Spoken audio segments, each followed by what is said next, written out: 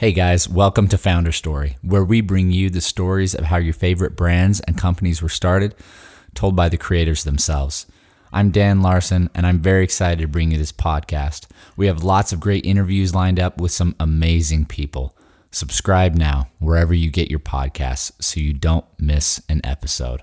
First, music from my German brother, Andrew Applepie. Go to andrewapplepie.com to get links to all of his music.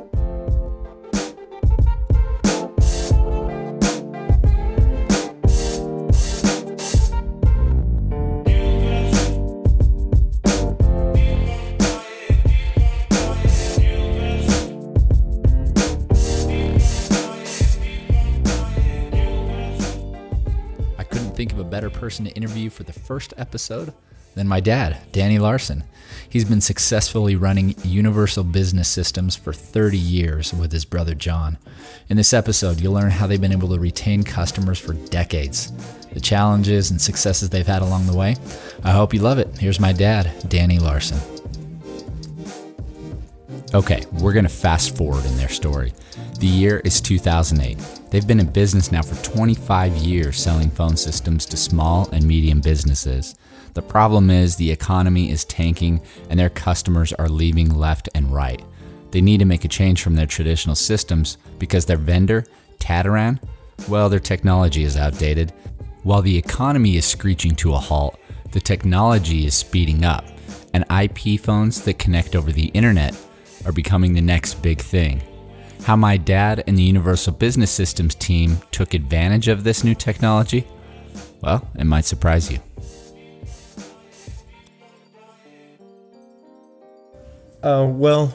What happened kind of happened to everyone. And part of it was technology, and then part of it was the recession in 2008. We didn't have a lot of money because we were really hating it at that time. And so I remember I took a broken PC and figured out how to make it work. By stitching together open source stuff and technology that you learned about from having now done this for 20 years at this point, right? Yeah. Some of the voicemail systems that we started messing around with Linux on some of the voicemail systems that we'd used. So I'd had about I don't know, 5 or 10 years of playing around with Linux. And so I was familiar with that. And most of the distros of the open source IP systems were on Linux. And so I loaded some of these on this broken old PC. I think it had 256 meg of RAM. It was a 386. It's not an expensive computer. It was a broken old computer, and I loaded that on there, and I was playing around with it in the office, and I had come up with a couple of IP phones. At the time, there was a company called Astra that, and they're still around, that we bought a couple of their IP phones, and so we could play around with them, and then I had a couple of old broken cheap phones. You're kind of staging the system together to see, like, hey, is this a feasible thing that we could stand up and use in real life? And John was completely against it. And at this time, since Telrad was going out of business, we were looking for a new manufacturer. And at that time, John had also sold one to a company in American Fork. And I said, I'm not doing another one of these. Because you knew, in your gut, you knew this wasn't going to be a good solution. I just couldn't hack it because it was such a nightmare that. And I said, look, this other thing is better, and it doesn't cost us anything. We can buy some hardware. We can buy some rack servers, some little rack servers, and I can build this on them, and it's better. And he was dead set against it, but I just wouldn't let it go. Wouldn't do it. So he'd already signed up this deal, and he'd already sold it as the Tataran system, and I refused. So we ended up going down and putting in our first new system with this with this. This customer that you had originally sold the other system to, you convinced John to try your new setup. We had done one smaller one at an insurance company in St. George, just a little one. And that one was your first live customer using this new system. Did you see that like as kind of a test run? Like, hey, let's prove that this can work before we start selling this to everybody? Or no? During this time, I had to go back to Tataran's school for us to sell their product.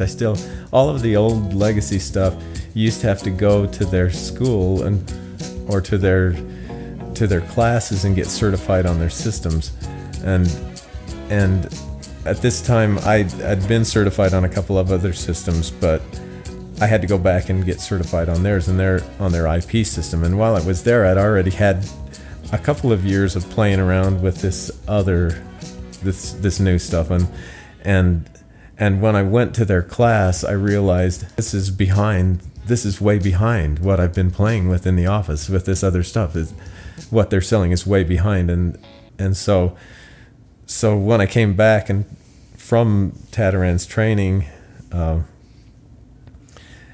we had this other job to put in, I finally convinced John to do it, and he didn't want to at all, but we went and we put it in for these guys, and it wasn't super smooth, but it was way better than the other. It had promise than the real estate office that we had. So why was John apprehensive about the new system? Just because it was more of like a homegrown, unproven thing, or because for 20 something years we'd been selling a manufactured product where they had salespeople come out and they had backing of their technicians, and they had their engineers, more established thing, who had created their systems, and supposedly all of this support and all of this.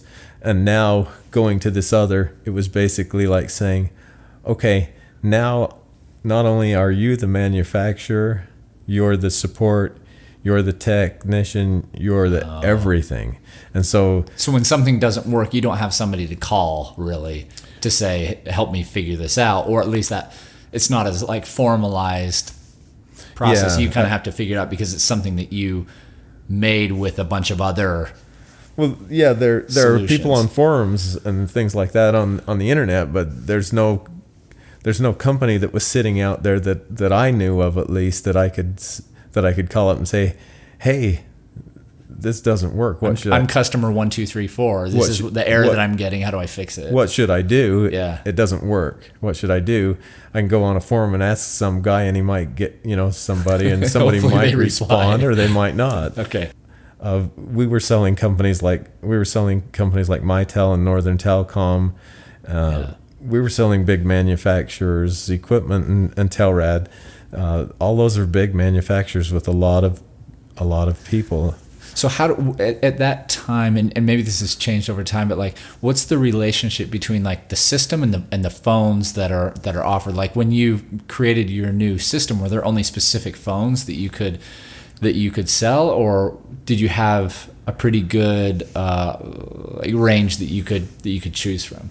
One of the beauties of the open source stuff that attracted me to it so much was the fact that all of the older systems, you were limited.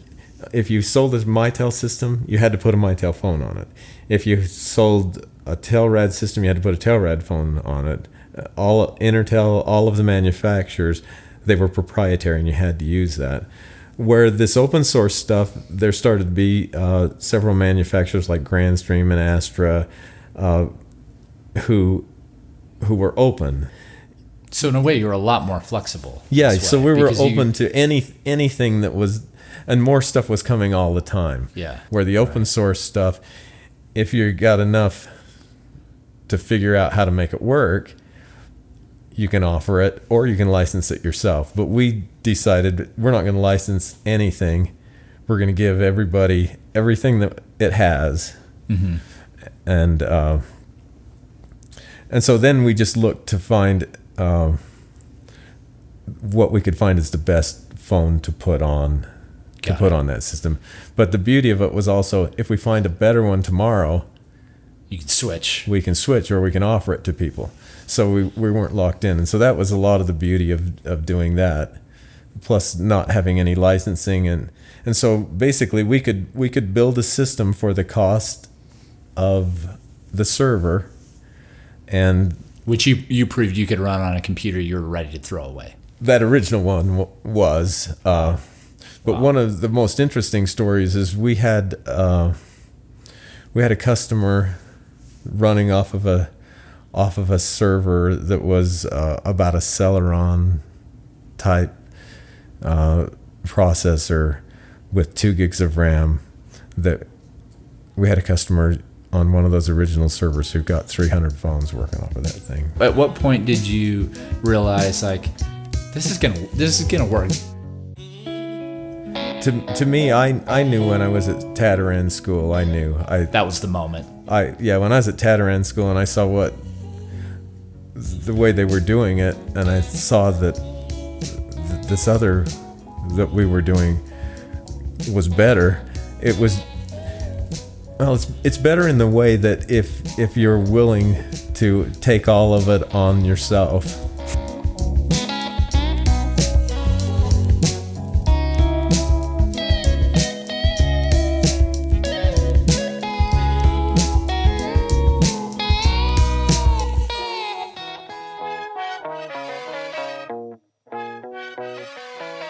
At what point did you know, though, that you could be successful taking all that stuff on? So as the internet got better and better, the people who were doing the hosting providing, rather than having a T1 out to each person's site, they just have their regular internet. Where we do that in a similar way, but we still put an individual server in at each customer site. And for the larger companies, I think that's a big advantage for the larger companies. So as we started to do this, we realized we can provide the phone lines as well with this service. And so what we basically do is we provide the telephone lines and all of the telephone service and the server and their equipment, the telephone, the 911 service, all of the service, so the caller ID, and everything for the customers. So that way, we sell a really basic package to the customer and a really basic price to the customer. We basically say, okay, this package is $100 for you guys. Mm-hmm. We don't tear it all apart and say it's $10 a phone per month or it's this amount. We just have a base price that's super simple, flat base price that we charge. And the beauty of it is that especially the customer who has low traffic but thinks that he needs to have a lot of capacity. So say that a small business owner's out there and he thinks he needs to have 6 lines. Maybe he had 6 lines and he had a T1 from the phone company for his internet. He might have been paying $600 or $700 a month. Wow. And or even sometimes more. And they didn't care how much he used it, but he didn't use it very much. But he was afraid that if he didn't have the capacity, that he would miss calls on busy days. So the beauty of what we did was say, you can have as many calls as your internet can take. And as the internet became better, then these guys could get 10 calls at once or get 15 calls at once over their internet service, but they weren't being charged to have 15 lines. So at that time, the internet pricing was also going down, and a lot of the providers were providing better service, and it was getting a little less expensive. What do you see, or what are some of the milestones or kind of the big successes that you've had, like particularly like in these last, I don't know, 5 or 10 years, with your new system? Well, I think a couple of them really poke out. We have a VA loan company. They're the company that had the server with 2 gigs of RAM. They started out and they had a larger Telrad system, but because the market kind of had troubles, they had gone down to about 30 phones. So when we gave them our new system, they only had about 30 phones. Well, we watched that grow 10 phones, 20 phones at a time to where it got to around 300. It's now around 400. Wow. And they have 10 offices. They have an office in New York, 2 in Las Vegas, office in California. They're all across, but they're still all served off of that one server. I remember adding the 40th phone on that and saying, I don't know if this will run 40 phones. Right. Because you'd never done it before. Nobody had. And there were people who had done it, but I don't know that there were people who had done 300 and 400 phones off of a server like that. And we didn't know. We didn't know, well, where's the point? And you don't know what the capacity is until you hit it, right? And then I finally just stopped worrying about it, and we just kept putting things on there. We had to make some adjustments and learn some things, and later we put a lot bigger, faster server on there. But that was a big thing because we just didn't know, and we would have never dared to try to do it if it had presented itself as here we need to put in a 300 phone system. So now we have so that building up that confidence over time was important, because if they would have come to you at that time and said, hey, we need to do 400 phones, you would have probably not dared to even try that. Whereas where you were able to grow with them, you had that kind of that success over time and learning that, hey, this is gonna work. So now we have a lot of systems that are I don't think they'd be considered large business, but they're medium business. One of the big successes that I feel like is having Pride Transport on that. We've had them since 1980 something. They've been on a phone system, and when they expanded and built their new buildings, and we went in and the whole building's wired beautiful. And they have a beautiful new system in there, and it's great. It's great.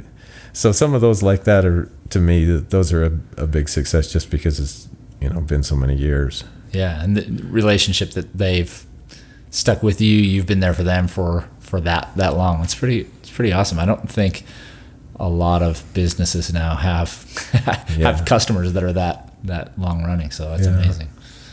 Cool. Thank you so much for being on the first episode. I appreciate it. It was only fitting that you were on this episode. Thank you for helping me figure out all this crazy audio stuff. Appreciate it. You're welcome. Hope most of this doesn't end up on the editing room floor. No, I'm just gonna throw it all straight out there. I think be the easiest. I still have to learn how to edit. So thanks, Dad. Sure.